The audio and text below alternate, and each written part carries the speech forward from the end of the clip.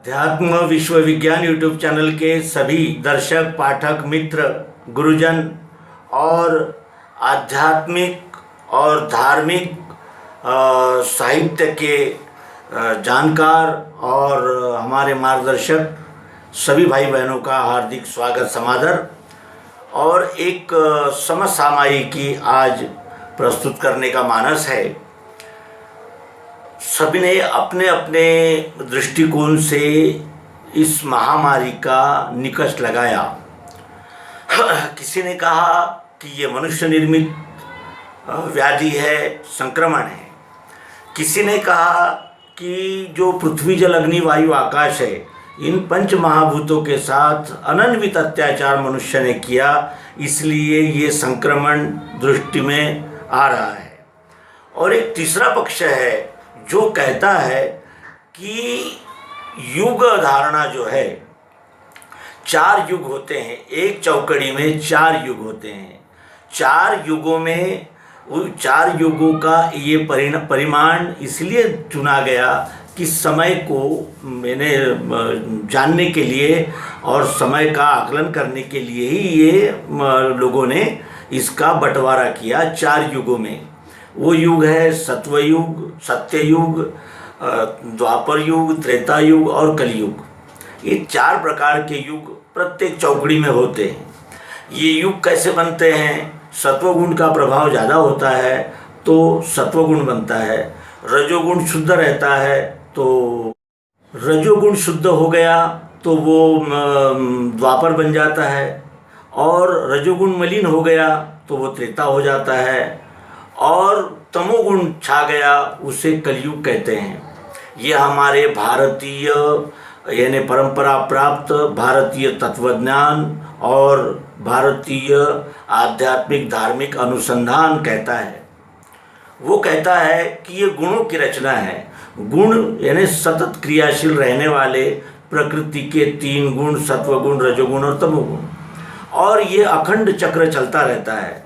और जैसे घड़ी ये पूरा अपना चक्कर काट कर फिर उसी स्थान पर आती है, उसी तरह ये चौकड़ी का है।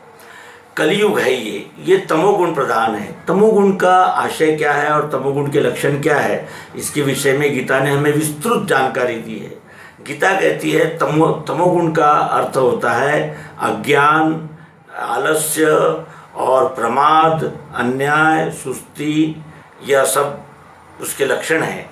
तमोगुण के लक्षण है, तमोगुण से होने वाले दृष्टि में आने वाले लक्षण हैं तमोगुण के लक्षण। तमोगुण क्या है?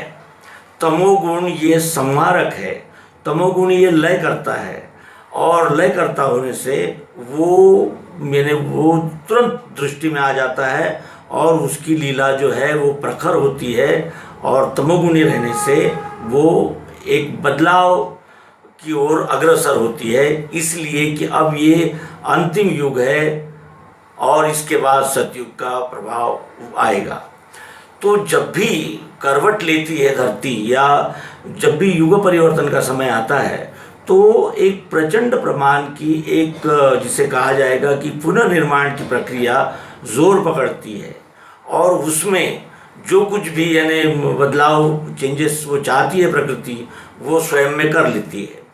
जिसका आशय है कि जैसे प्रदूषण जो बढ़ गया, जनसंख्या जो बढ़ गई, ये ऐसे जो कारण हुए जिससे कि प्रकृति अब यानी परिवर्तन कर रही है, और ये परिवर्तन नैसर्गिक है, प्राकृतिक है।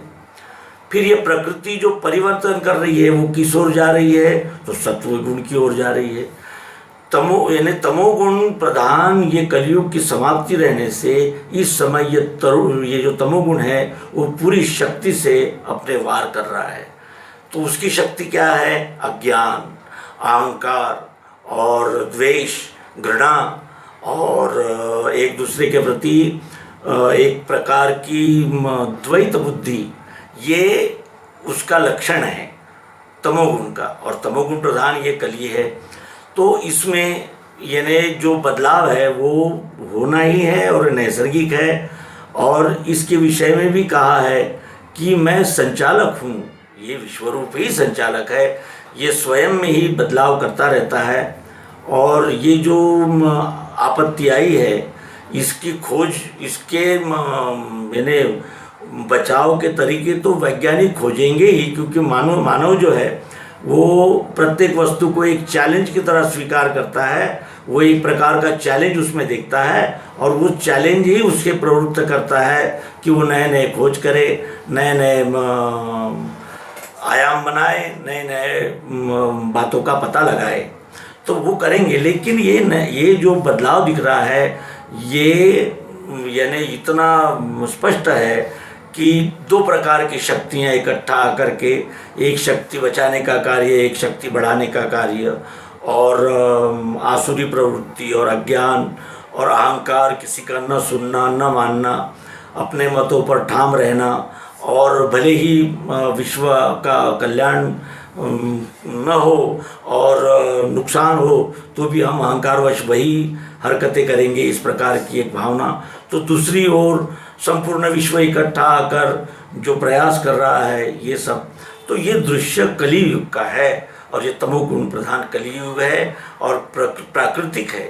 ये विश्वरूप परमात्मा प्राकृतिक इन 5 साधनों से बना हुआ है और वो शब्द स्पर्श रूप रसगंध, इनसे हमें तन्मात्रा स्वरूप सभी ओर ओतप्रोत प्रत्येक वस्तु में हम देख सकते हैं।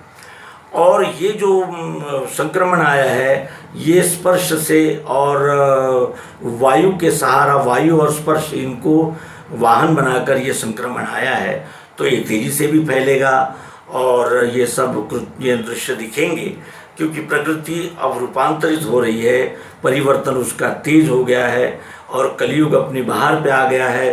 तमोगुण बढ़ गया है और सत्वगुण का बल अभी बढ़ेगा और सत्वगुण बढ़ने पर सत्य युग आता है, ये हमारा भारतीय तत्व चिंतन कहता है। तो इतना ही इस विषय में आपकी सेवा में प्रस्तुत करेंगे और ये एपिसोड को विराम देंगे। नर्मदे हर, सद्गुरु भगवान की जय।